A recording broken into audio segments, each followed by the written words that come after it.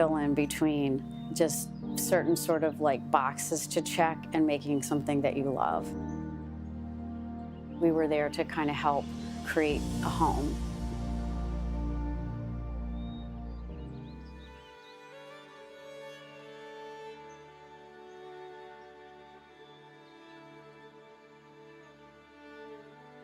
There's something about this house that just has a vocabulary that's a little different than any other home in the area. It's not like it's super mid-century. It's not like it's super traditional. It's kind of straddling this cool vibe.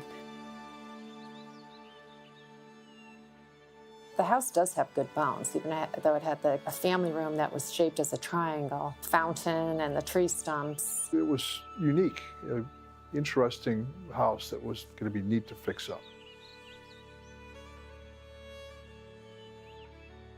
Once we got things sort of in a direction, we early on like to build the team on all of our projects. And that means the landscape architect primarily, a contractor, and an interior designer.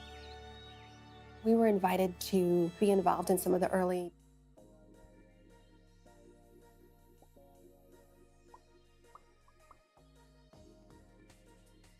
Be back.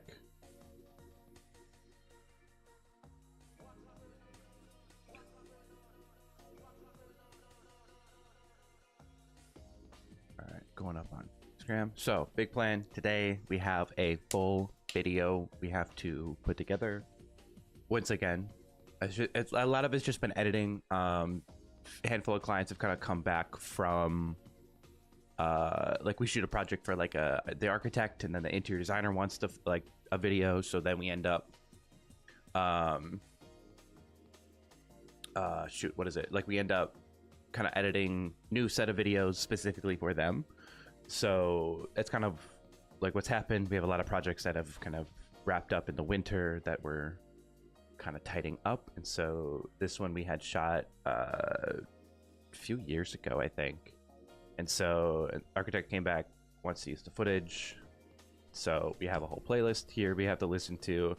Because so usually with these, we kind of tell them like, hey, kind of give us an idea of what you want in terms of the music that's going to kind of go into it. And so we have like a whole playlist for this put together. And so they gave us a playlist, which should give us an idea about the vibe they want.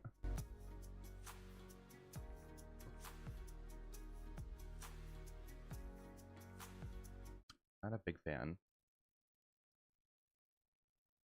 Luckily, it's all for social media, so a lot of this stuff is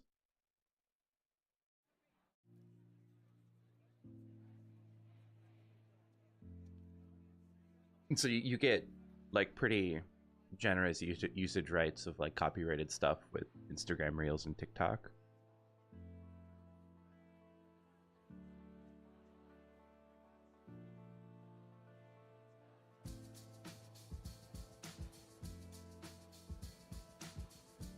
Maybe there. I have a personal beef with drums, specifically with videos. I think they're always too aggressive for like, because like we want the architecture to kind of be like the main focus, and the music needs to be in the background. And whenever a track has drums, it just feels so aggressive. Like it's so aggressively forefront with the drums, like in my mind.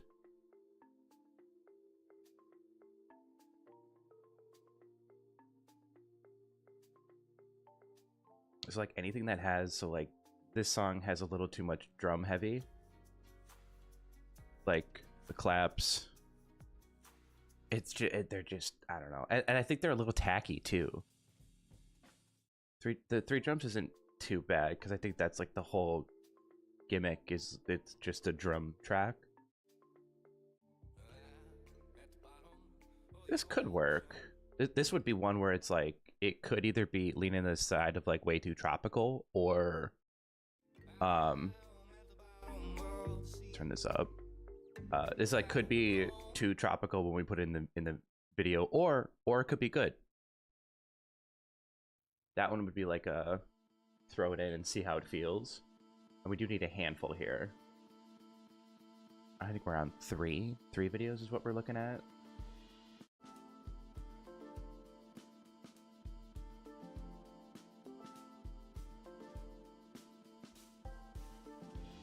Kind of fits the vibe.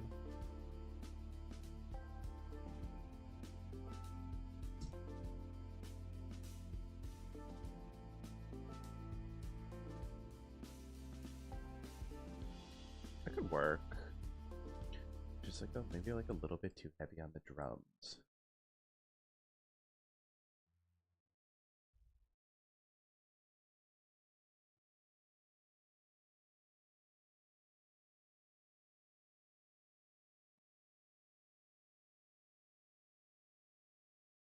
It just like what? Give me a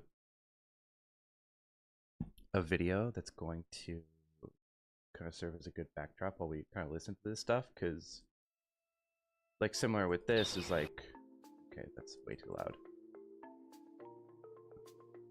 Like it's one thing to listen to it and then kind of imagine what it's going to be like when it's actually in there, and then it's a whole nother thing when you actually put the music and you start playing the video that you have to it.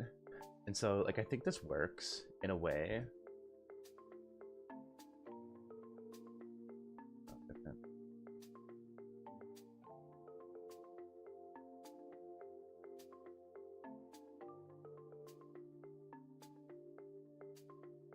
I think that works. I kind of like that. I don't like the singing. I don't like the singing. I think that takes away from it. And this one, cinematic orchestra. I'm always like amazed how wide a variety I get with music taste. Like there's some people where I'm like, how do you even find this music? And then I think of like some of my tracks that I enjoy. I'm like, it's probably in that vibe. Like a lot of stuff by like Fred Again is something I enjoy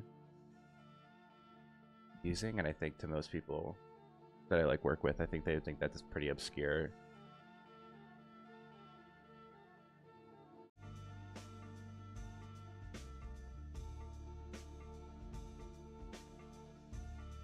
That could work. Especially if we focus on, I think, like the campfire vibe of that. Right? This is giving me like James Bond on a ski resort mission type thing. And so like I think you want to lean into like the coziness if you use a track like this. Okay. I totally forgot what I don't think I'm gonna like this. Chainsmokers, fine. Coldplay, fine. I think you put the corniest artists together, it's gonna be a pretty.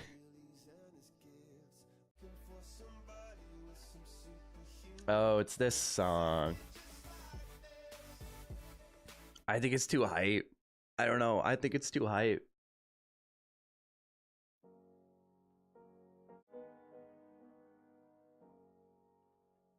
Once again, just like the variety we're getting here.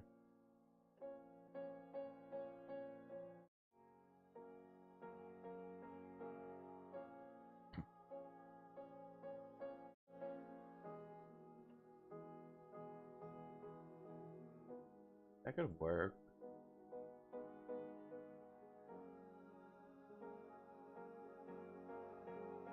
I like this.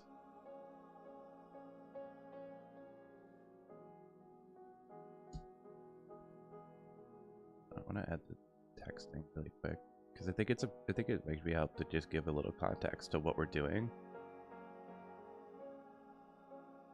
Yeah. Music.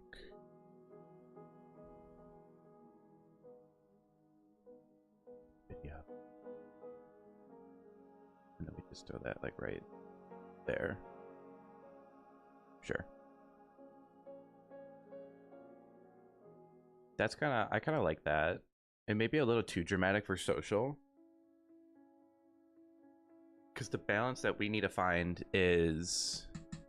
What the heck?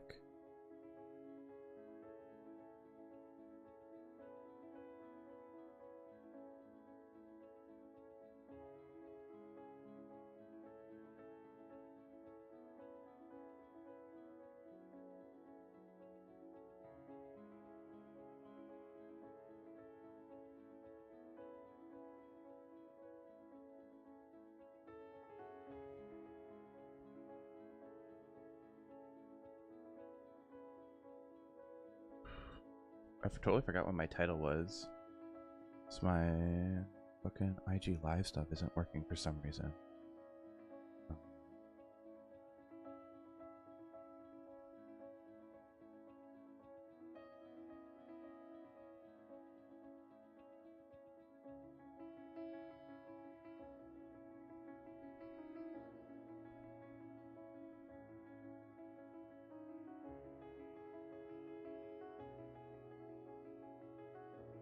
The creation of an architecture film. That's what I did.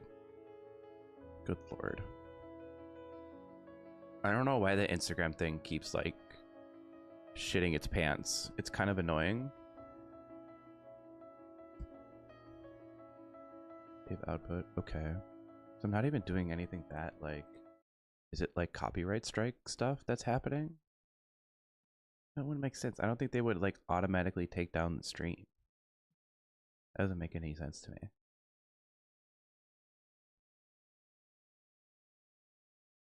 Okay. Good lord. Okay, it's back.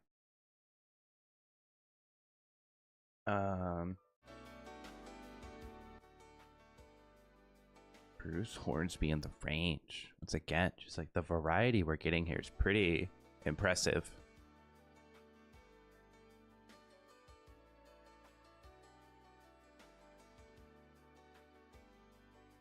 Okay, I think...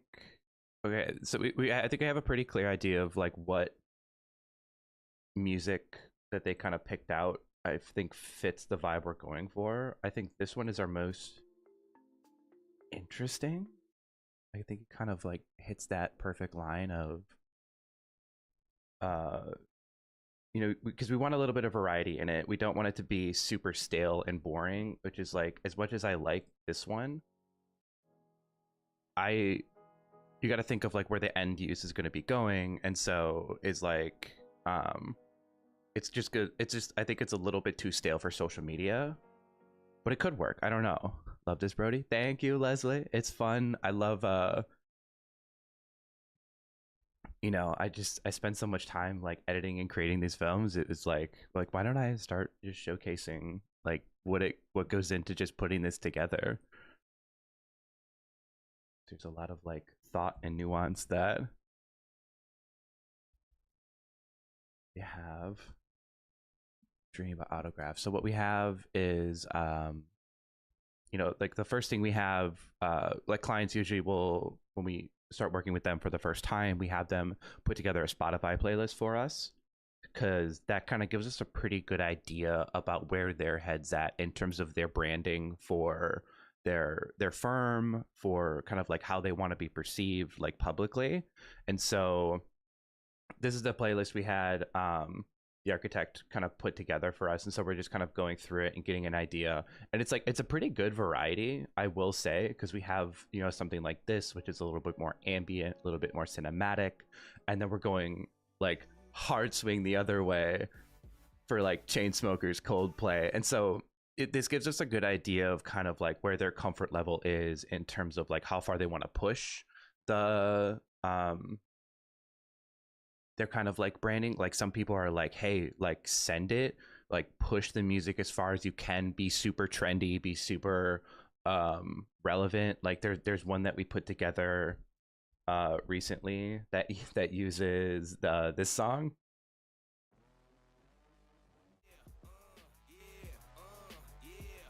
For an architect. So it's like, that's not for everybody, but I think their style of architecture, their kind of comfort level with like where they're at. They're like, yeah, like let's push it. And then obviously this is shown, you know, to them, and then if they're like, okay, maybe that's too far, then we can obviously walk it back, and like that's totally fine. But it's usually a good starting place for us. YouTube,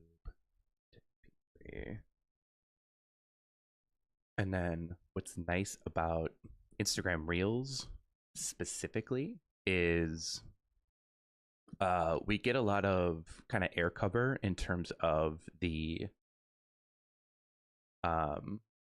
music licensing for it, because with the rise of TikTok, there was a lot of music that went viral and got big because of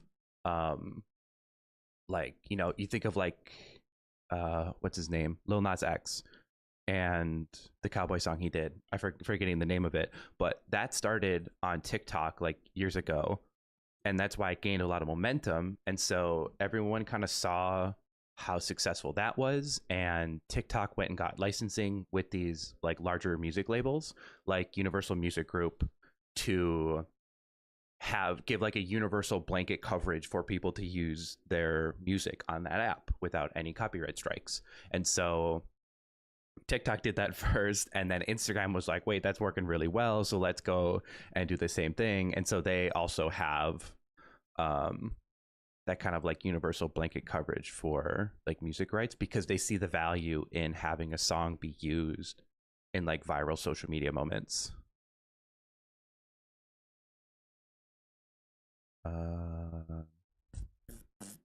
When did I shoot this project?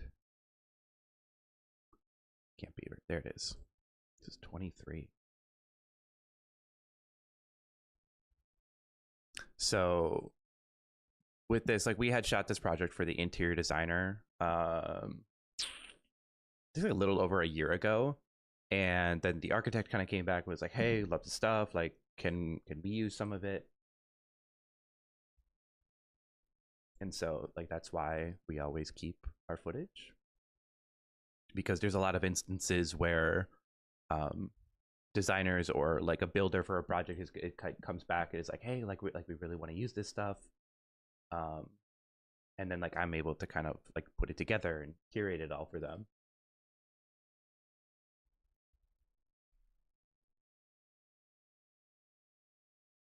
Timeline, new timeline, 001.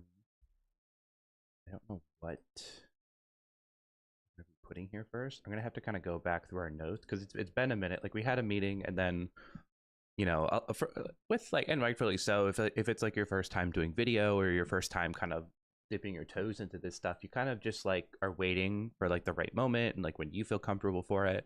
And so like we had a meeting months ago to kind of just get an idea like where his head's at with all this stuff, and then, you know, it's been like a handful of months, and then finally it's like, okay, let's do it, right? And so look, I take notes at every meeting, so like I have to kind of go back and make sure.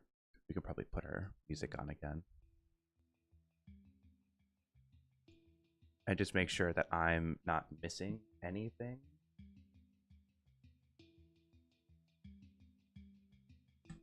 From this. All right, so we have first things first. Just keep that in the background because it looks pretty.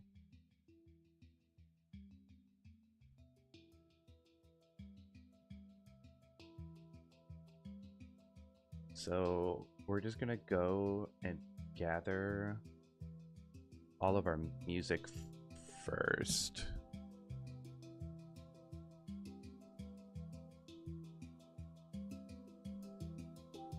Because if we can just have everything in one place when we start editing, that helps us a ton in terms of like you get into the flow of editing. What is this called? All things to all men. All things to all men. And the worst thing that could happen is if there's like a break in the flow, like, oh, we don't have this song downloaded. Let's go back to the internet, find it, download it, bring it in. So we're just trying to, we're overshooting. We're kind of gathering more than we need at the moment. And then we cull down everything in the actual like edit. Do like this one, Redford, for yeah, and pow. That's got to be like grandma and grandpa in a language, right?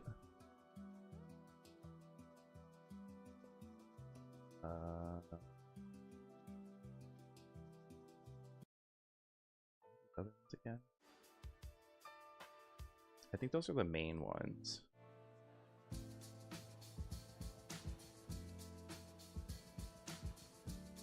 That could be a vibe. I'm not gonna lie. I think that could totally work.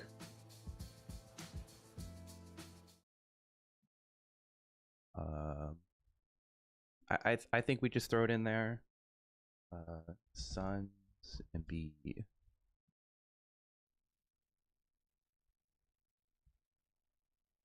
Down.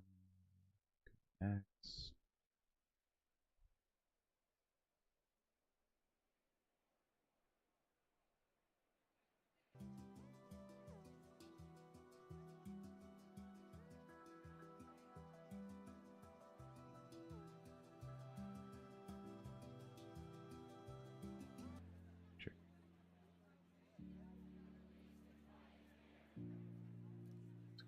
Oh, that's playing. That's why.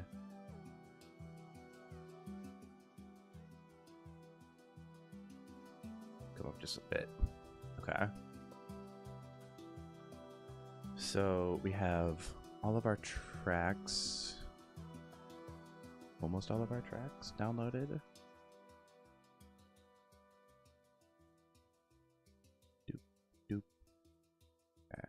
That's a really, really strong start. So we have our music. Now, what do we do?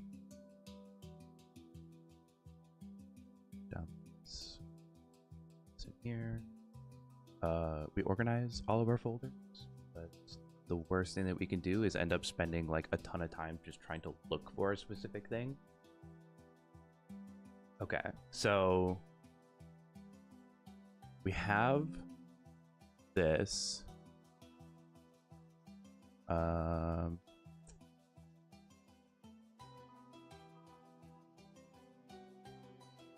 How long ago did we meet? Because like we met up over like Bloody Marys at lunch, which is like arguably the most Wisconsin thing that you could ever do, is have a business meeting at lunch and drink Bloody Marys. Huge fan of it. Like after being on the East Coast for like long enough, it was like, because like the East Coast Bloody Marys, for some reason they use like pickle juice as like a base, and like the tomato juice that they have doesn't have like flavoring on it at all, and so it's like literally like from the can, tomato juice, pickle juice, vodka, and like a pickle. I'm like, this is the worst Bloody Mary in like the history of ever. So then coming back to Wisconsin, where like they do it right? You got all the seasonings, you got the flavor, and then they have like a whole meal that they just put on a skewer, which is like my favorite part.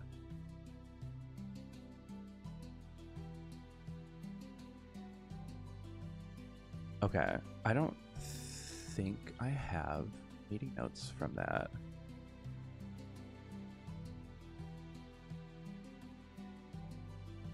Okay. So let's not dox anybody. Let's just double check to see, because I think the biggest thing was promote my Milwaukee. So we got an award, 2 versions of the video without. Milwaukee Magazine Gold Award. I don't know if I can actually share that, so we're not gonna. It's for an award that they won. So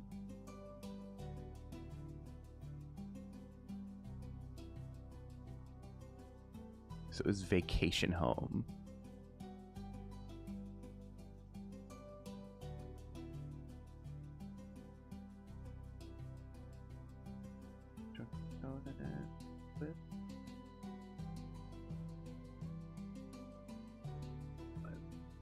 For one.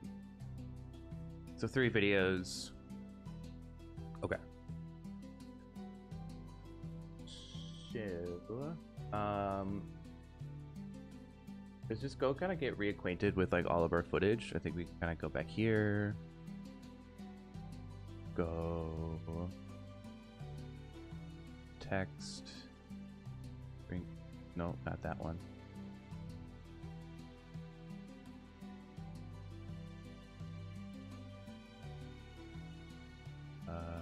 Text, new, finding, music.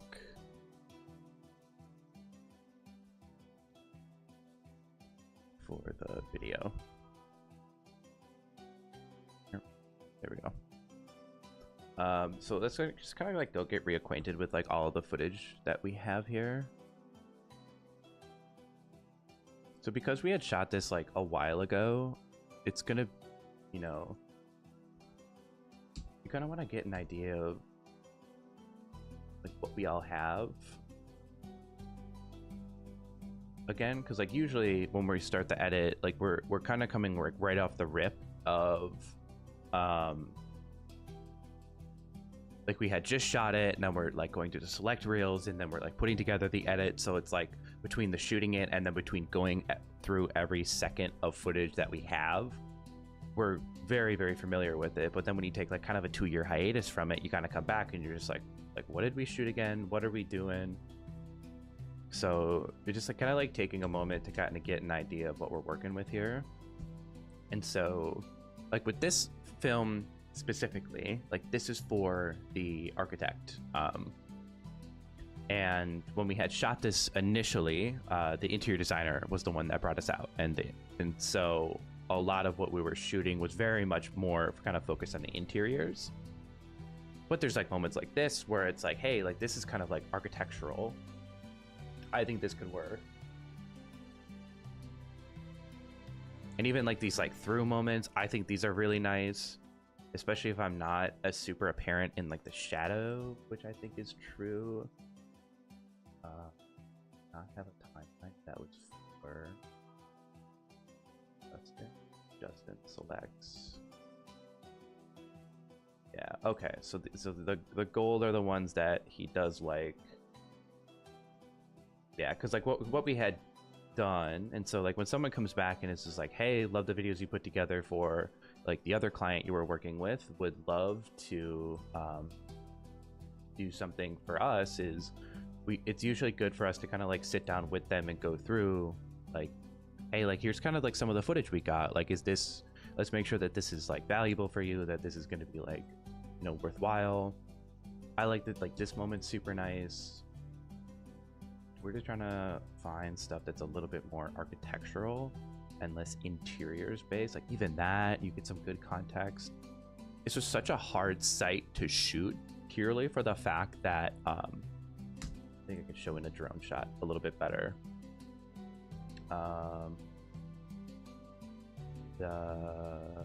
Establishing. Yeah. Okay. So this is, so it's on the lake.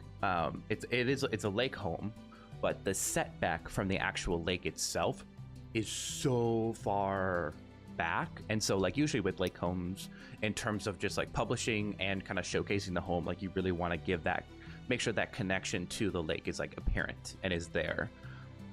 With this, like it's so hard, like you can't do this with a photo because like there is no visual connection between the two.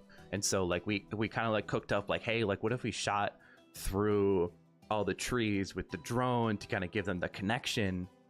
But it's like you see how far back this is. It's like, that's insane.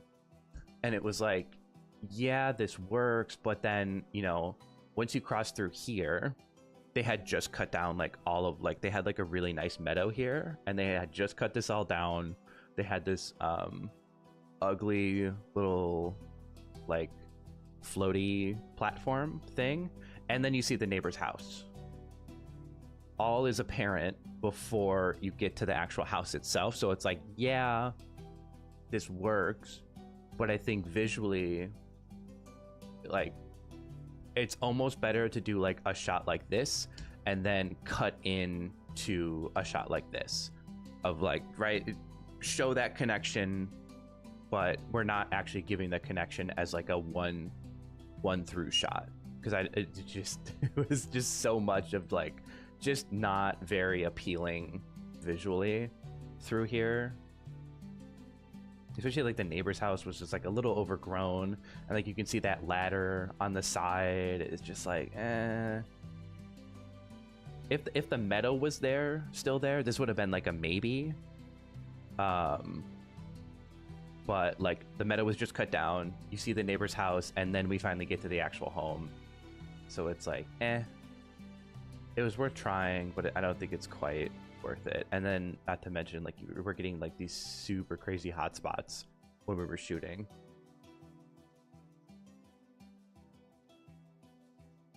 It's a little bit better here. So yeah, I mean, like this looked really good on the inside, but on the exterior, it was just creating so much, like too much of a dynamic between high and low.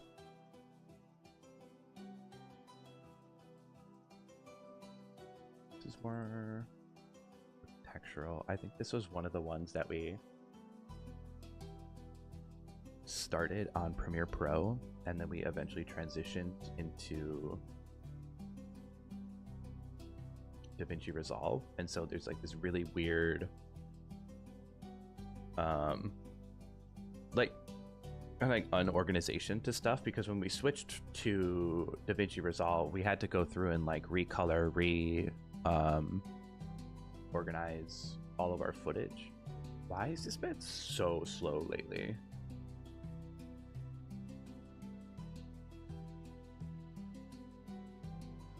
I have a like a fancy mouse with a bunch of like buttons that you can program to do different things, and so I have them programmed for like different applications or like games that I play. Hello. And for some reason, it's just been like abysmally slow. I may have to update or like uninstall and reinstall it. Goodness gracious.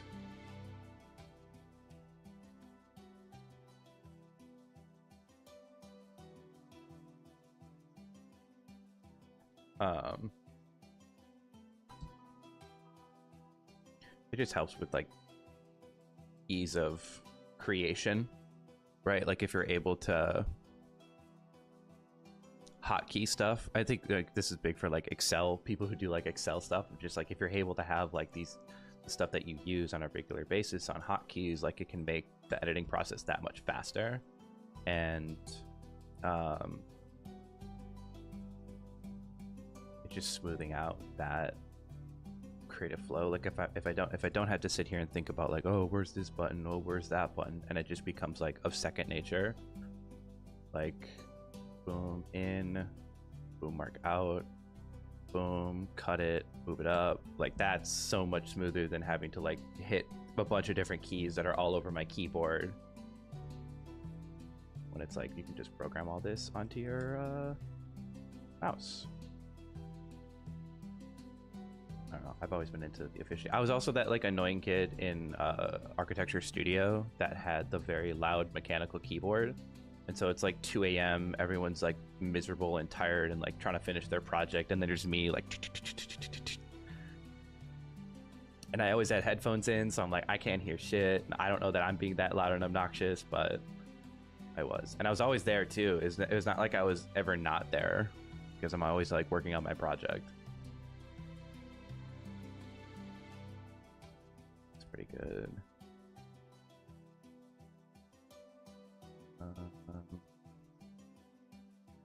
Let's change this music. Viewing footage. trying to keep this updated in terms of like where we're at. So if somebody jumps in and they like have no idea what's going on, it's like some context to like what we're doing. Bedroom. So I think we should actually do. Let's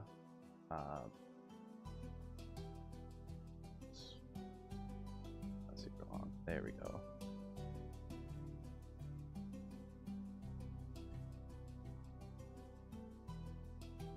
So what? I like color code almost everything I work on, because like when you come back to it at a glance and you're like, I need a shot at nighttime, where is that at? I have all this stuff color coordinated so that, you know, I would give this like an orange because it's like kind of at twilight. You can also like see like the interior into it, and so this would I think this is also like an orange, but it's still kind of bright because it's in terms of like time of day, right? So it's like more sunset, but it's so far baked into the trees that you can see the interior. So it's kind of like a really interesting lighting condition.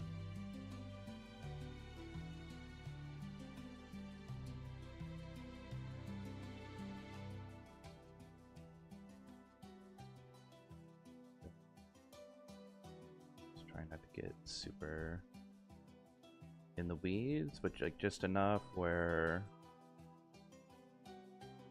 a pretty clear idea. Yeah, so this I would put this at like navy because it's like a little bit darker.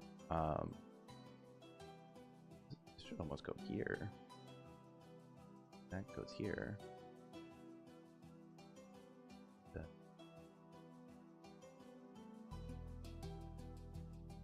But this is just like context.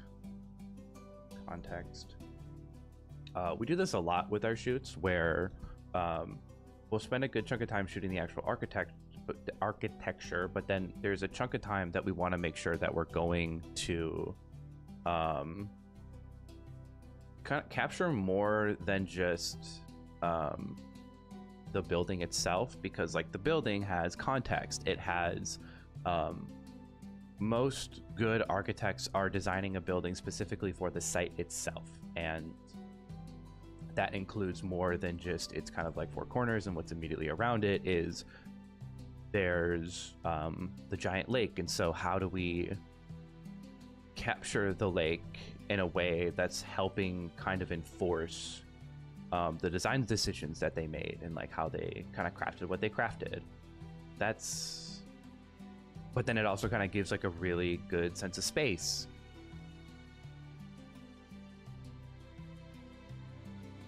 That's kind of cool.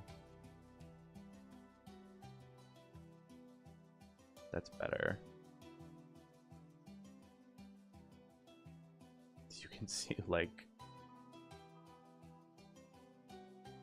we'll probably end up using something like this, right? Like this just it because you want to be able to kind of create a mood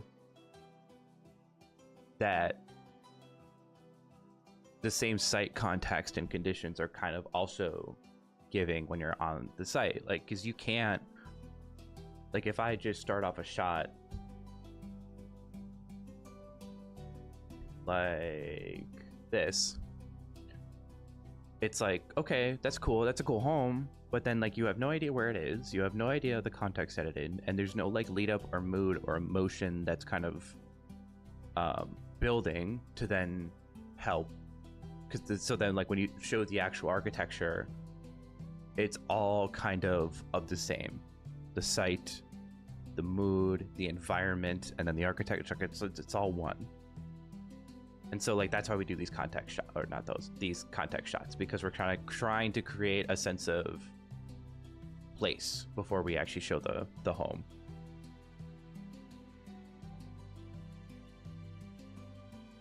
This is my pipe dream shot. It didn't really work. It's okay. So I have like mega props to the people who aren't actors and are like the actual designers who like worked on this project, that then come out and like I am you know, like people in the shot with video is like, I think it's super essential in my mind. And so like we're telling them, I'm like, hey, I'm gonna do this type of shot. This is what I need you to do. And you know, I direct them, and I'm like, usually more often than not, I'm actually like in it, actually showing them like one-to-one, like, hey, like do this.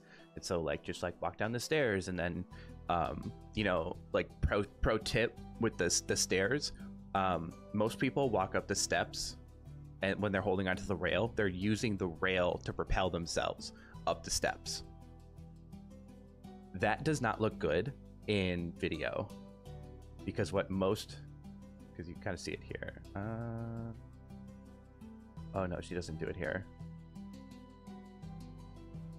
Maybe. No, she doesn't do it here. But like most people's natural inclination is to just like propel themselves up the steps with the railing. That does not look good in video, like because you want things to be like smooth and continuous and elegant. And so like you have to tell them like, hey, you're gonna put your hand on the railing, and you're just going to like you're just gonna like lightly touch, and like as you kind of go up the stairs, like you're just using your legs.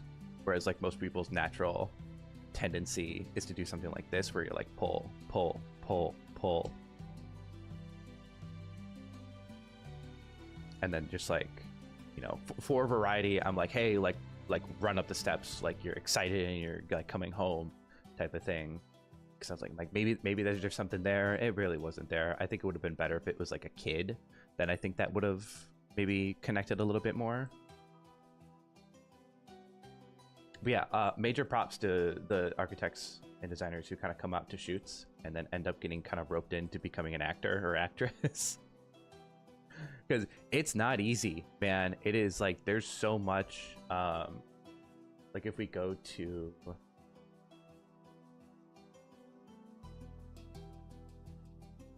where are you?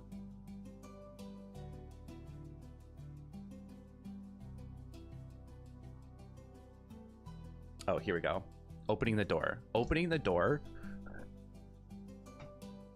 Excuse me. Opening the door.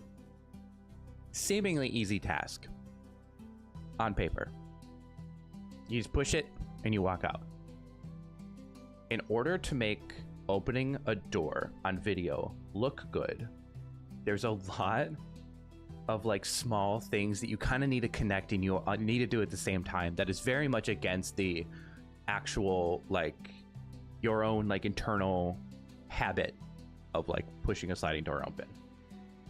Specifically, a lot of sliding doors are like kind of heavy to a degree, and so there's like a starting period right here, right, like a little behind the scenes moment in the beginning where we can make my timelines smaller, make them bigger. Yeah. There's like a push, like you have to see how like her arm is just like really like putting your whole body weight into it to get it going. That doesn't look good on camera, so we have them kind of do that like start. So it's like give it a good push in the beginning, and then you're gonna make sure you have a very continuous walk. You don't want to like push your arm out. You want to keep it at like the same kind of angle and spacing until you're ready to go. And then it's like, you know, we want your arm on the outside to be the one that's doing the pushing, because it looks a little bit more natural, and it doesn't feel like you're kind of blocking off the camera. And then your steps have to be like smooth, and like the spacing has to be the same, because like some people will do like a little like stutter step in the beginning or a stutter step at the end, and it's like, we can't have that, doesn't look good. And so like this, your steps have to be like evenly spaced and done really well. Like, so we have like a multiple different takes, right? So this one, it's just like we shoot it and we're like, okay, that goes like a little bit too long. Like she kind of walks it all the way to the end, so maybe there's a little bit more of a laissez-faire moment that we can have with it, where you kind of drop it, and then it was like that still felt a little too late, and so we do it again, and then we do it again, and then we do it again until it's like perfect, right? She lets it go, it still keeps opening a little bit, she gets to walk out, hand on the railing, bam. So right, seemingly super duper easy task, but in order to make it look good on camera, there's so much like more nuance that you have to kind of go through. So yeah, and like these aren't, you know, trained actors. They're just designers who worked on the project that care enough about it that they're willing to put up with me kind of directing them and moving them around.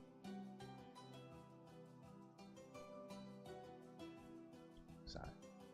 Close. But it's fun. We try to have fun with it. We try to have a good time with it. Because it's like, you know, I mean, you probably hear like horror stories about like Tom Cruise yells at everybody. It's like, these people have jobs and you're messing it up and all this stuff. It's just like, it's not that deep with us, man. Like, we're shooting a building. It's going to be here. Like, we want to make sure it's the best that it can be, but like yelling and getting mad that things aren't going your way is like the most, like probably the worst thing that you can do.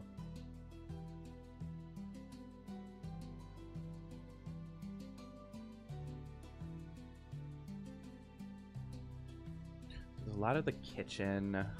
I like these. I think these will make its way into it eventually. These cozy shots with the fireplace I think are really good.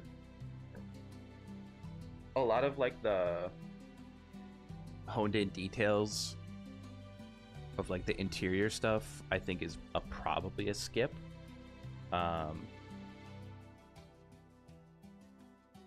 We should go through his interview again too and just make sure that we have everything that we want pulled out from that, because a lot of it's like bedroom, bathroom, like very interior focused. Bunk room's okay. So okay, I think just not. You guys are like in the city or DC? Solo. I mean, I've heard of it. I haven't been Okay. in Position. that area yet before, so. Okay. Wow. My back. I think we shot a chunk first, and then we had him redo it. Oh, okay.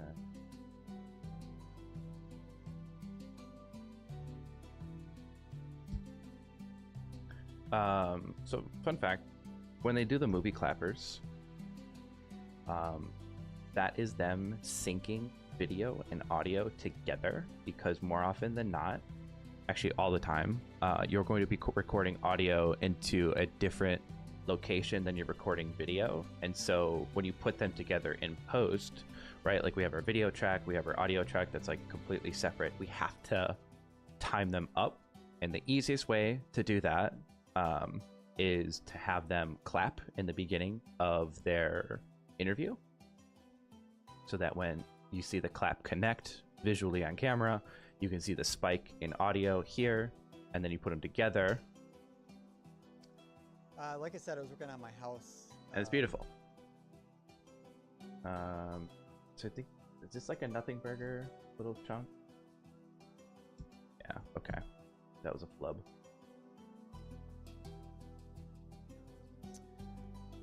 It's so in 2017. So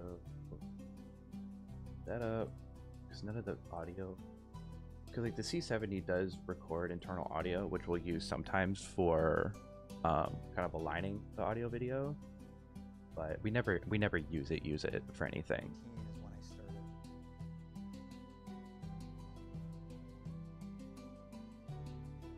That's just because it's usually the sound quality is better and there's less room for failure, I think, when we have like a wired lapel mic. Like I said, Tied up. you know, the clients that I've been able to work with, I've been very fortunate to have just some insanely awesome clients, great projects, and you know, we've really been able to kind of explore what I'm interested in doing, which is more contemporary design, residential, we'll call it more modern because it's not your traditional, what a lot of people that modern architecture is, which is cold and stark and white and It's again just like the modern architecture thing is just so funny because every single architect that's doing modern architecture that I talk with is like, this is the same issue that they have collectively, is that modern is usually kind of associated with like cold, uninviting, but you can do it in residential and you can do it really well. Residential is, which my inspiration for me, but taking that and sort of modernizing it to the 21st century, and how people live today. A small ranch, it was her family's property, and they're using it for summer primarily as a lake house. Beaver Lake in Geneva area. We met, and Kevin and Caroline, very easygoing. Hit it off right away. And talked through, by the way, the middle of COVID, so we're all in masks, sitting outside on their porch at the time, which is pretty much where this was. And you know, that was it. I mean, we started. So initially, Don't touch the mic. You know, the goal was to sort of maintain this property as a family vacation house. So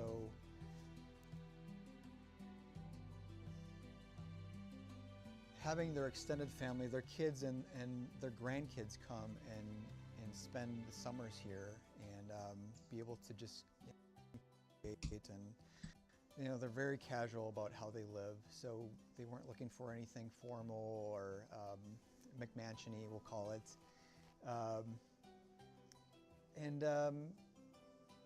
The goal was to keep it more contemporary, but make it very approachable. One of their main things was right now they had their, I'm going to redo this, by the way. Their favorite thing about the existing house that they had was the two stone fireplaces, which we basically tried to reproduce in this new house. It's the center of the home. It's what they congregate around. They've got both a gas burning and a wood burning fireplace now, upstairs and downstairs. And so that set the tone for kind of the feel for the house, picking a stone that represents downstairs. And so that set the tone for kind of the feel for the house, picking a stone that represented what was here originally from the 50s, which was a more contemporary cut from a family aspect.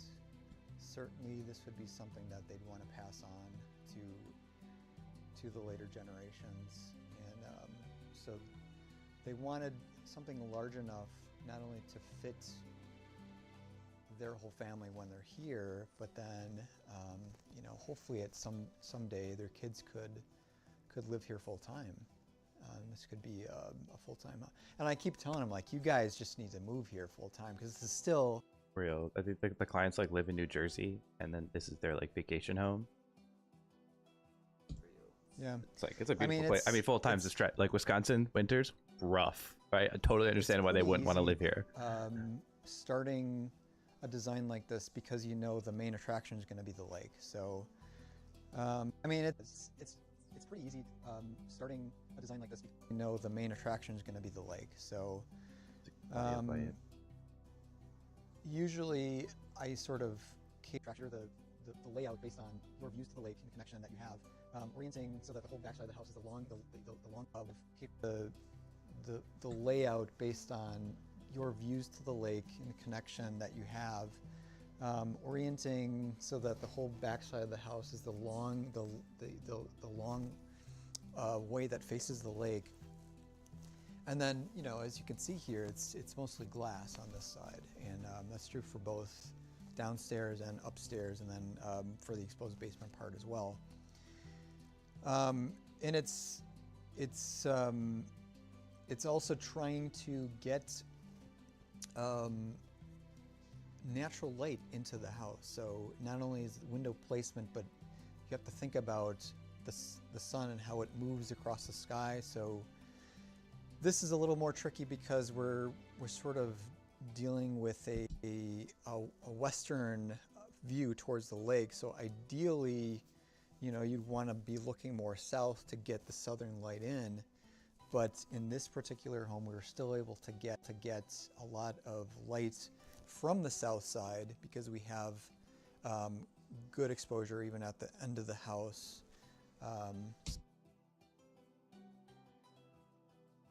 Double check. Because we have good exposure even at the end of the house. Okay. I just want to make sure my audio balance is like not completely abysmal. I think that's been an issue in the past. The two main attractions here for the views, obviously west and then the south side. So what was great about that house was the way that it sits in the landscape, and that we're sort of perched on this hill that is coming sideways down the slope here as you look toward the lake. But what that does is it elevates the first floor from the south side, and it creates this feel of like being in a treehouse, because you're surrounded by all these really specimen old growth trees, but you're also elevated, so you're getting that sense of you're sort of nestled within all these trees. And again, you know, one of the goals was to kind of open up the house so that from three sides you're seeing glimpses of the tree line and what the trees are doing, and then how that changes throughout the seasons from to kind of open up the house. And again, you know, one of the goals was to kind of open up the house so that from three sides you're seeing glimpses of what trees are doing, and then how that changes throughout the seasons. In the wintertime, obviously no leaves, so you'll have a better view to the lake, but in the summertime, more shade. Hear the birds in the background of this. And again, this feeling. So as you approach the front door, we're on a hill kind of going sideways down. So that created some opportunities to do a cantilevered front entry porch. And then coming into the house, you're seeing the stairway right in the foyer area. And the goal of that was to have a great connection on all levels of the house. So you're coming in, you're right in the middle of the space, basically, in the living room. Living room, kitchen, and dining room are more or less the same space. Stairway right off of that. So Caroline could be up here and yell down to the basement, have the kids come up for dinner or whatever, you know, and just have that connection. They weren't looking for separate spaces. They wanted everything to sort of be this family over, like this large-scale family living space.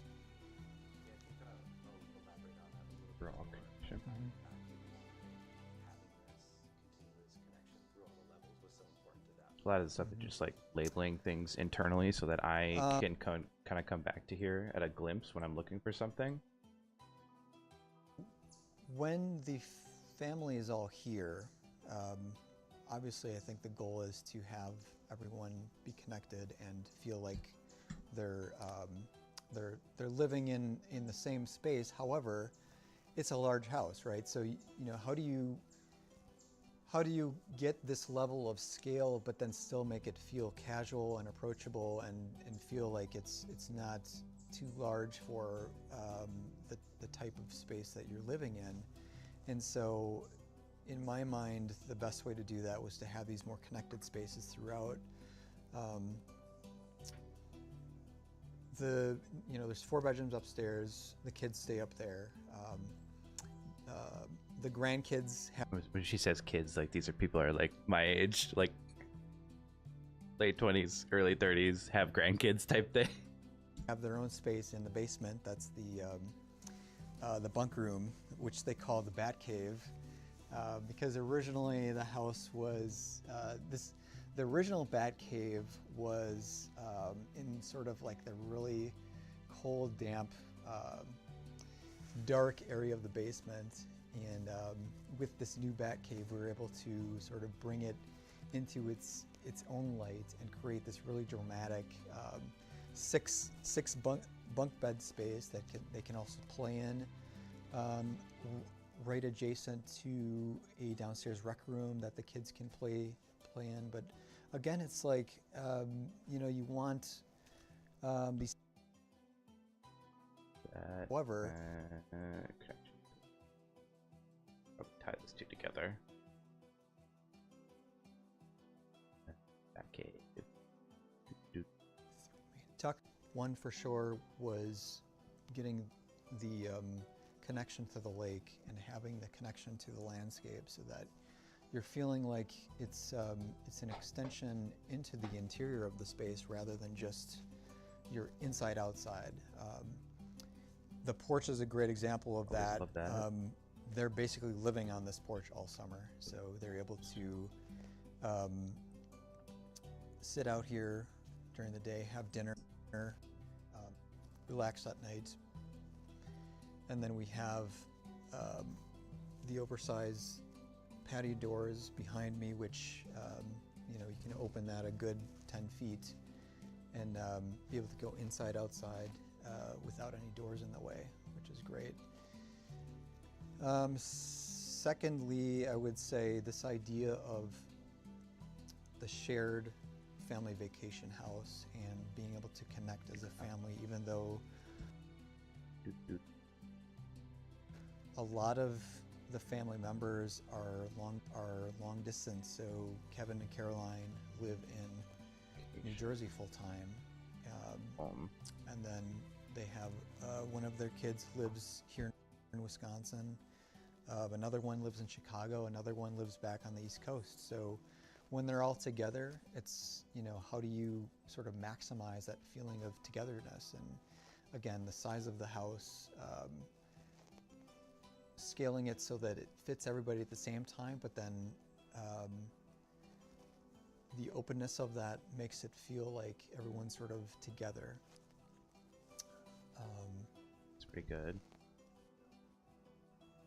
The third thing was the challenge of the site itself, which is being on the side of this hill and taking advantage of that from the sense that we have a partially exposed basement. It's one of the things that I want to elevated first floor. Get in, like, kind of dial into a little bit more. It's like we need to start pulling out like the challenges and hardships during the actual designing and like how you overcome it, because I think that some of my best videos are able to kind of like feature that in a way, because if a video is just like, look how great all this stuff is, I don't think there's any interest for people to kind of like continue to watch. Like, I think you need that challenge. I think you need that hardship that needs to kind of like come through, that then they can like talk to like how they overcame it and how they like work through it. But I think that adds so much more intrigue to like a video like this, as opposed to just saying that, hey, everything was amazing and great all the time. Good, bad. Good from a sense of the view that you have towards the lake being elevated, but bad from the sense that it's harder to make the connection back to the landscape if you're elevated up above the landscape. So luckily we were able to that's a do bar. that with this porch, That's a and then bar. create it from a sense of the view that you have towards the lake being elevated, but bad from the sense that it's harder to make the connection back to the landscape if you're elevated up above the landscape. So luckily we were able to do that with this porch and then create a sort of gracious pathway back down to the lake that connects everything together. This whole section cooks. It is really good. My favorite thing about the process of this house was, I think, the clients, just, Kevin and Caroline, just being so easygoing and open to ideas, and just their overall passion for for the project from not only a standpoint of the architecture, but standpoint of, you know, how they're going to live in it with their family, and wanting to create a place that they could create these new memories with their family. Bar, absolute bar. So working with Kevin and Caroline has been, I mean, they've been one of my favorite clients of all time, just because they're just genuinely such nice people, and it's not hard to kind of see where they're coming from as far as them valuing their family. So in my mind, it made things a lot easier, where, you know, we knew what had to be done from the architecture standpoint. We knew kind of like what style they wanted. They wanted more contemporary, which is unique from any other place that they lived up until this point, because they've been in more traditional houses. I would call the house that was here before, it was mid-century modern, but it was kind of altered over the years to be more traditional. So them being open to this more contemporary style, which lends itself to this connection to the lake, and in my mind, from the standpoint of having a more open interior, lends itself To kind of lose it a little bit. I mean, Yeah, they've there at the been beginning. one of my favorite clients of all time, just because they're just genuinely such nice people, and it's not hard to kind of see where they're coming from as far as them valuing their family. So in my mind, it made things a lot easier, where, you know, we knew what had to be done from the architecture standpoint. We knew kind of like what style they wanted. They wanted more contemporary, which is unique from any other place that they lived up to this point, because they've been in more traditional houses. I would call the house that was here before, was mid-century modern. Was Maybe there's something there. I don't even know what to call that section. Would you just call it like of clients? Just kind of extend that out? Probably. You know, it's great to see some of the photos that you know, that they have with their family. That, you know, they've obviously gone through a whole summer here now, which has been great, and seeing pictures of the family living in the home with their grandkids, which are, you know, they're like 2-3 years old, and so they're you know, just running all over the house, and you know, they've got child gates up and everything like that. But it still works, and it's great to see them being able to. Oh crap! I gotta.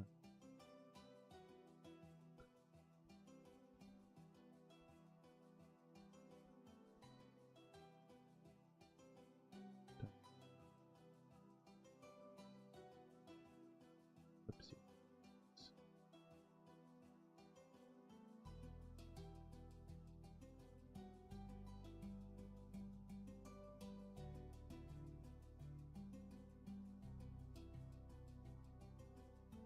There we go. Just have to update titles. Who like live in this thing and live in this thing hard, like really, you know, will say that they get their start, you know, as a kid, interested in architecture with building Legos and things like that. For me, it was So this is the point of interview. So like with all of our interviews, we have, you know, intro, body, paragraph, closing. It's kind of like how we think about it, similar to like writing a paper. And so like for the introduction, these are just softball questions. These are questions that we're just sending, kind of having conversation. What did you do this weekend? What's your favorite food? What are you excited about? Just kind of get them talking about themselves, about like normal mundane things, so that kind of gets them used to having a microphone on, like gets them used to having the camera on them, gets them kind of like warmed up, a little bit loose, and then we kind of go into the actual questions of the home, which is the body paragraph. We're talking about the design, the clients, right? Making sure we're getting all the information that we need, and then we at the end we kind of spin it to them, and like personal, and like trying to pull out a little bit of emotion from them. So that's usually done to, like, you know, like reflect on the impact your architecture has. How did you get into architecture? Like trying to find ways, and you know, usually what we do is we kind of deep dive them of, like, from a personal stand, like we'll look at other interviews that they've done, we'll look at articles that have been written about them. We'll just try to pull as much information as we can about them, And then if there's something that we can kind of like touch on at the very end about like their story, how they came to be, to get them to kind of open up and get a little bit more personal about like, or emotional about like their work and like why they do what they do. That's like My parents taking me really, that adds a lot of value to the film, and so that's kind of how we structure doing our interviews. to the Parade of Homes tours that you'll see kind of like, in certain areas. Usually, for us, it's been suburbs. Brochures that you can take, and I'd take these brochures, and they'd always have actually redesign them. I'd be like, no, this would work better if I change over it. Taliesin here in Wisconsin was a huge impact for me. Went to UWM School of Architecture here in Milwaukee, which was an incredible experience. Working in the Midwest has been both challenging and rewarding. Challenging from the standpoint that people's taste in architecture is typically more traditional. So. Which is so true. There's less demand for, I would Wisconsin's say, a very hard contemporary architecture, although that's changing, and that's changing very fast. So even for me is one of my biggest passions. Kind of lost here. A lot of people's tastes here are a little more traditional, and it happens like more often than you would think. Like when you're kind of going through and doing an interview, like you're kind of like, you have like a stream of consciousness, and then all of a sudden like maybe it just gets kind of like derailed a little bit, and then you kind of need to walk it back and then go for it. And like that's something I always like try to like encourage and like talk them through is like, this isn't a live interview. If you kind of flub something and you want to go back and we could do it again, that's totally fine, because we're only going to be pulling out the best of the best for this. Rewarding temporary architecture is really rewarding from the standpoint. I'm not having to look for traditional projects anymore. People are coming to us for months and crazy things with metal that you would not even think is metal. Just with, and that I love to recommend. So there's no surprises in the end. This will very good constructability standpoint, from the scheduling standpoint. In half a second, because I realize we haven't talked about the other players in this project. And so I do want to mention maybe Carmen Design. I do want to mention all the partners. Whether we use it, it's up to you. But working on this project was, Don't touch the mic. the team that we assembled. We used to do it working with all the partners, which they even came from Madison to here in Shaniqua to build this thing. My longstanding relationship with them over the past 10-15 years now. Kevin and Caroline, the end goal of this talking project, about people. and I'm sort of setting the tone on some of this stuff, but then it's great to have a collaborative effort so that. Okay. Usually when I don't know. I always torn because like usually at the very end they always have to mention like everyone else that was involved in this project, and it's that never makes it. That never makes it to the final cut. Nice that is. Unless it's like very specifically stated that they wanted to. It's just, it doesn't add a ton to the story. IMO. Okay, that. We also have client to. Why is this? All the wonderful view. We always wanted to maintain the trees. We need to Photoshop this out. I really like. I've gotten a lot better where I've gotten like super picky how we kind of like stage and set up interviews to where like this, like they should have been centered on the door frame to get rid of this lamp and have a little seclusion. because I'm gonna have to Photoshop this out. Even though the lake's right there. There, and as silly as that is, I remember one summer there was an owl that lived in the tree, so dinner's on the deck, big. Yeah. So replicating that experience, taking down as few trees as possible overall was a big thing to us. Many lakefront properties, they want to clear cut the trees so they get this wonderful view. We've always wanted to maintain the trees and have a little seclusion for ourselves. Interesting. Okay, hold on. So they pick tracks.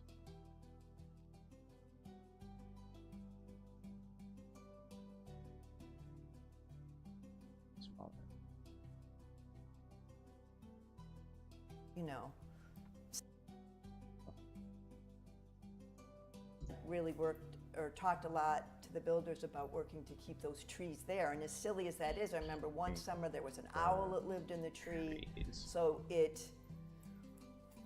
dinner's on the deck, big. Yeah.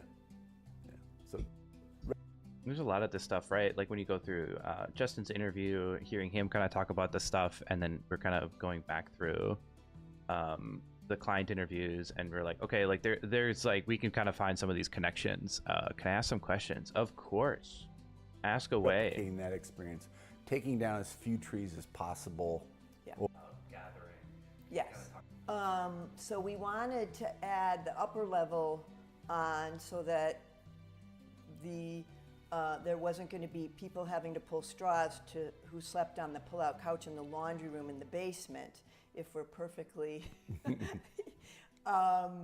So the old house had 3 bedrooms and the bunk room, and if you have 3 children, there's somebody's either in the bunk room on mattresses that I believe still had the plastic on them for when people were still being The most important part about the upper level was everybody could have their own room, and it would be comfortable, and after a day on the water, a day.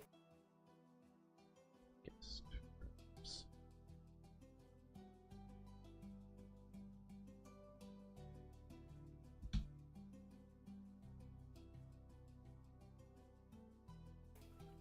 Down here, you had somewhere to go. Could and Yeah, and everybody having a good place to go. Right. So everybody could have their own room. Yep. And there's our room, the primary bedroom, we wanted on this main floor. So, we can be here as long as we're able. And as we joke, they can just wheel us right in from the garage, right into our bedroom. straight back. And no stairs for us. So hopefully that's a few years away beyond what we had. We need everybody to have a nice space upstairs to a set of essentially themed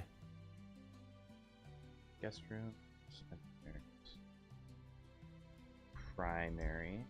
Not called master anymore.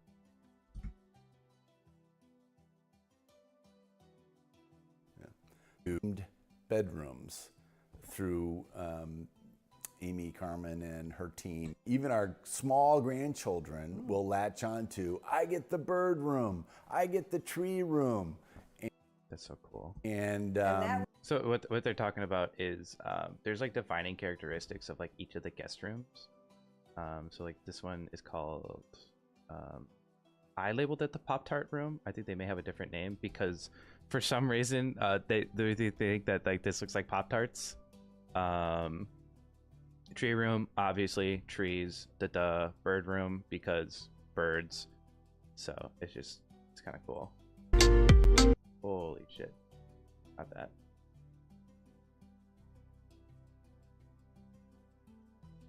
Let's turn that way down. Client interview. It was all team, and we did most of this design with Amy and Amber on Zoom calls from New Jersey.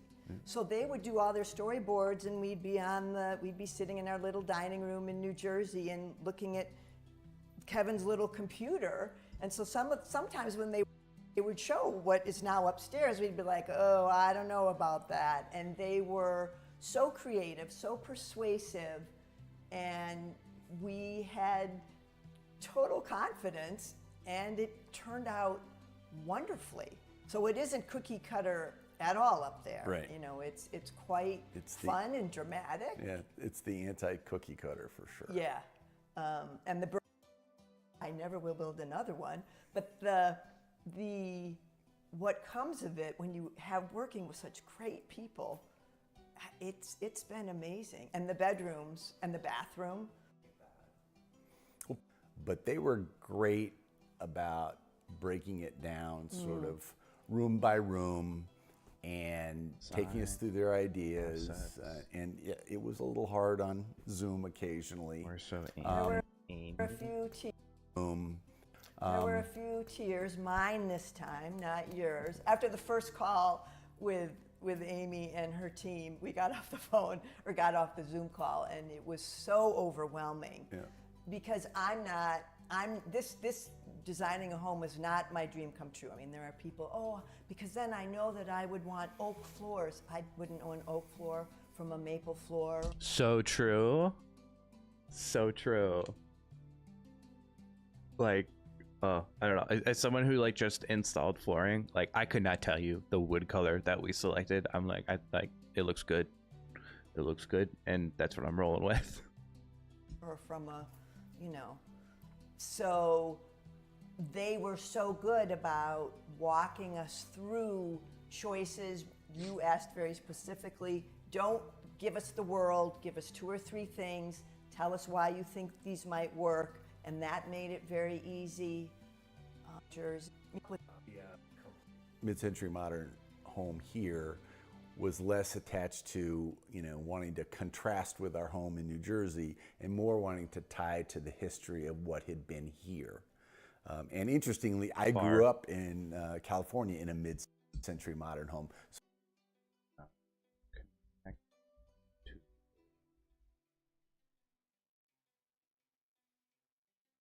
So it also tied back to that. And because I was comfortable with sort of the look and feel, it didn't feel strange to me. The first time I went into the former house that was on this property, I recognized that right away and appreciated it. So that was the tie-in that got us to think, no, we want to stick with that mid-century modern theme for this home. And now we have our 2 lives. We have our colonial, traditional colonial life in New Jersey and our mid-century modern home here. Completed home, we were supposed to fly and spent 12 hours in the airport, and finally, got home at 2 o'clock in the morning because all the flights had been canceled. And our grandson was to be born very soon, and there really wasn't time for us to try to rebook because of all the backups with all the flights. And so at 2 o'clock in the morning, we tried to rebook, and not fully for joy. It was more. Obviously we had seen all the plans, we'd seen all the drawings, we picked out New Jersey. It was not only from what had been created, but the love that had gone into it, and that we were the recipients of all that. And that's not what I thought we signed all these people up for, but that's what they delivered. So I don't know if anybody else has mentioned, I cried at the electrical, I don't know what it's called, and we were sitting on those stairs, but they weren't those stairs yet. We were sitting on mock-up stairs, whatever they were probably treacherous. And it dawned on me, all these people asking us these questions, and in person. I think that was a lot of it. We were in person, and they were, where do you think you might want a light switch here? Well, we really want you to be, and all of a sudden, I just start crying and turned to each of them and said, it is overwhelming to be receiving your interest and input and true care to be sure that this house is what we want for ourselves and our family. And I looked at the electrician, and he was kind of, whoa. And then I think Amy said, I don't think we've ever had a client cry at an electrical walkthrough. Yeah, the electrical walkthrough. No. Yep. And I cried a couple times in their office. Oh, with the artwork, the prints that are in the Batcave. I cried when I saw those. I did a very firm date because we knew in our... Makes us happy and so invested in kind of, what the space was going to be used for and who was going to be here, and so invested in. Again, I got a lot more than we bargained for. Oh yes, the memories being made already is just. There was when our son from New Jersey and his wife and their 2 children were here, and then our son lives here, and their 2 children were here. They were here this summer when I really wish this turned into like a full video story. Such a good project. Canadian fire smoke was so bad, and so we had to stay in the house, which with 3 toddlers seemed a little overwhelming, and they all put on pool lake floaties and did laps around the house, and I have pictures of them. And ended up in the pantry laughing, and so the memories have begun in earnest, if that's the right expression. When lives here in Milwaukee, calls it. He'll come in from outside and look out at the window and said, "Is that my Beaver Lake?" And yes, Henry, that is your Beaver Lake. So there. Big ups to my boy Henry. His house, as his It is house. his house. His He house. does. And in a sense, it is. Yeah, that's right. Cute. In a sense. Yeah. So definitely the memories being built already, and when we have FaceTime calls with our granddaughter from New Jersey, she'll say, Definitely. which is wonderful, and we here, right, right, Right. yes, Yep. yep, Definitely. which is wonderful, and we eat outside. We eat outside almost every night in the summer, and so to be out there with them with some of the fabric chairs covered in plastic, but for them they're already doing and enjoying what we hoped they would do and enjoy, and to see it again playing out better than we could have imagined.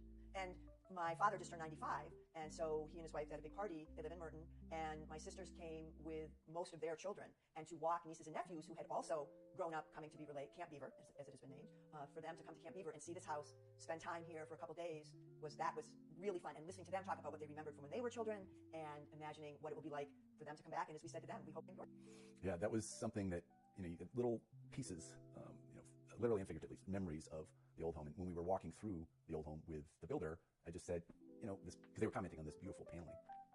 And I said, could you pull that off without damaging it? And the builder said, yeah, I think we could. I said, I don't know where, but somewhere in the new house, I would like to put some of this paneling to use. And just as it's very pretty, and let's use it again.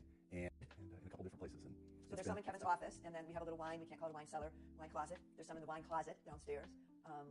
And it was fun to have my father notice that there were parts of the old house. He used to be on the Milwaukee Brewers Board of Directors, and so he has a jersey with his name on it, and that is hung in the house, which we had hung. Amy came out and hung it right before his birthday, and there's a piece of artwork in the Batcave basement bathroom that says Camp Beaver on it in the mosaic tile. So for him to see those things, and his first time he saw the house, he was a little like we were, quiet, Very quiet, yeah. quiet, smiling, just taking it all in.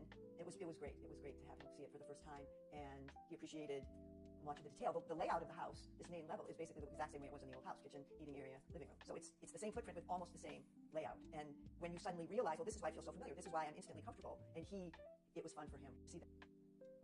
Well, crying with the electrician when I realized really that this was not just what they did for a living, but that they were helping us build a life and giving. And the other one is, for me, is just being on the deck is extraordinary. The furniture that's out there, the view. Being in amongst these trees, looking right out on the lake, it's magical. Beaver Lake, Camp Beaver, is so.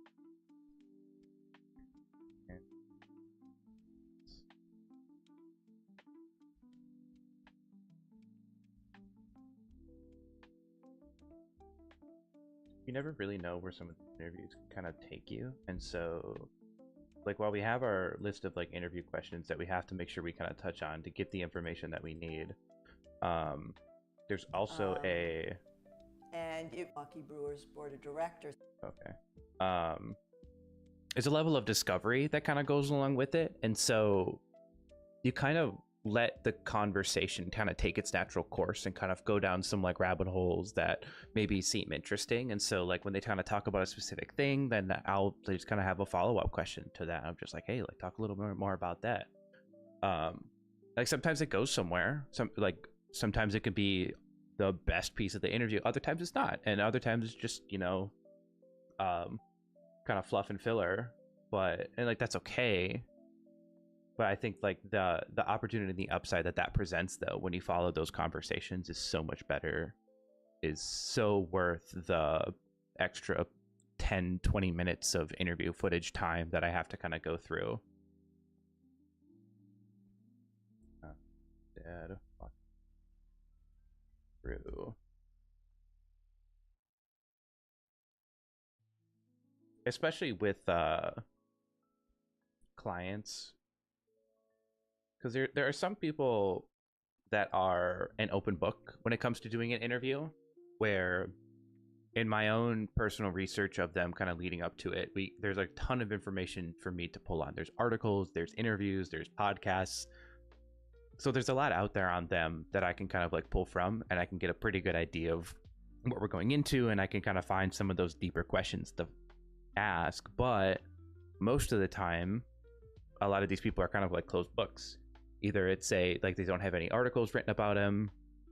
They've just kind of, you know, they're not like famous or in the limelight or anything like that. And so a lot of it, you kind of have to lean on that like discoverability aspect of it. Like you can pull as much information as you can from like the architect before like interviewing the actual like homeowners, but a lot of it's going to be like while you're doing the interviewing, just having that conversation with them and kind of not being afraid to And the other one is, ask for follow-up me, questions. is just being on the deck. Beaver Lake, Camp Beaver, is so family laden, and there's a responsibility to that as well. It isn't all fun and games and sunshine and catching fish and boat rides. But there's a responsibility at some level to be sure that what was my parents' intent, that we carry that on, and I think we have. And you know, the stone is very similar to the stone in the old house. There was only one fireplace in the old house, so the basement fireplace is wood burning because we removed there. It really is just trying to capture for ourselves, for our children, for their children, that magic that we felt, you know, as young adults coming here, and just the way it made you feel, and whether that was the sunset as we look west in this house, the smells, the meals outdoors, that summer experience, the humidity, the mosquitoes, you know, everything that goes along with that. It's just part of the experience. So this design allows us to experience that, you know, in spades, and in a way that the other house may have fallen a little short of at times. A bar. Just really amplifies all those things that we love about this place. So when my brother-in-law was here for my father's birthday, all the grown-ups were sitting on the deck. The kids were all down at the water. Just you could hear, you know, sound travels up, and we could hear the kids, everyone in their 20s and 30s, and we could hear them just doing exactly what we'd hoped they would all do during that weekend. The weather was great, and we were talking, and I don't remember what we were talking about. My brother-in-law all of a sudden says, "Shh, everybody be quiet." I'm thinking, what? And he said there was a bird singing, speedboat out on the lake. There was a chipmunk chirping. I don't know what other sounds they were, but he just said, "Everybody be quiet. This is the sound of Beaver Lake." And it was this. And again, you know, when you're building a house and there's so many decisions, and I don't care what color the outlet plate is, and then somebody says, as we're sitting on this fabulous new deck, it wouldn't have fit everybody the way at the old house. It would not have been exactly the same. But for him to say, "This is the sound of Beaver Lake," it's like, And we all knew exactly what it meant too. Yeah, we all knew exactly what he meant. There's maybe something there.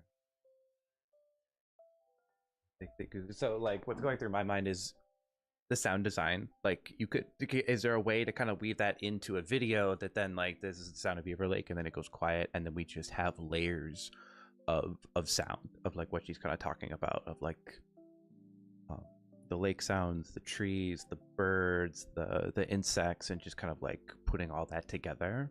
That could, a lot of this stuff is so inducive to like having a longer video for, which is frustrating because like this is like we're building this for social mostly.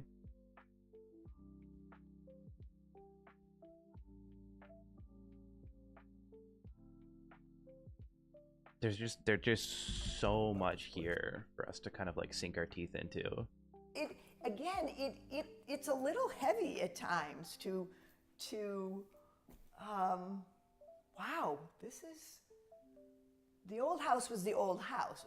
Great, wonderful, full of memories, but now it's like, wow, we really are carrying well, what I envisioned for this space in this area, part of what I adamantly said would not happen is the television over the fireplace here in the living room. I said, absolutely not, there's no way.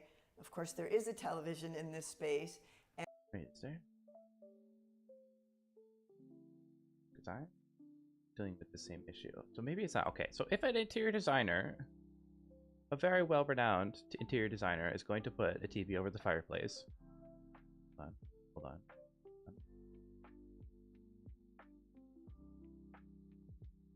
Okay. Maybe I can do the same thing. The issue is the one that we have at our condo is about 70 inches. It's a slight problem. It's a little too big. It's fine. And we hope to all be gathering at Thanksgiving, and while we're making dinner, we hope to be watching the Packers beat the Lions on Thanksgiving Day. So already we never...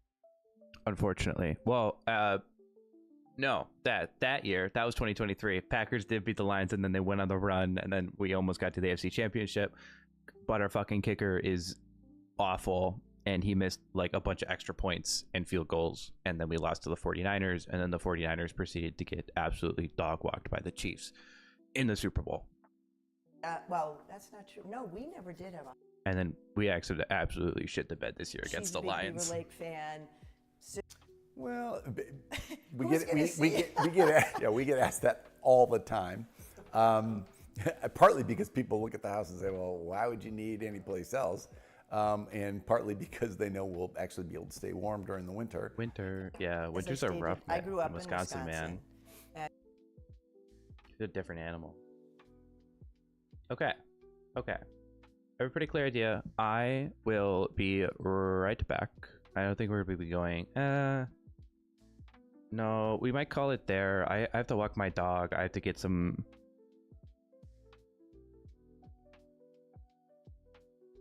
Currently curled up in a little bitty ball. We've been going for like an hour and a half. It's kind of what I was planning for today. I wasn't gonna do like a super long stream. A lot of it's just kind of like getting all of our assets together. Music, going through the footage, getting reacquainted. So I think we're gonna call it there for the day. There's a handful of other stuff I have to do off Sturm, but thank you for joining. We will be continuing this process Monday, for sure. Monday. Probably not Saturday. But yeah, thanks for joining. What was here needed a little work, and ultimately more work than we anticipated. But on the drawing board, it looks simple, but it was a lengthy process.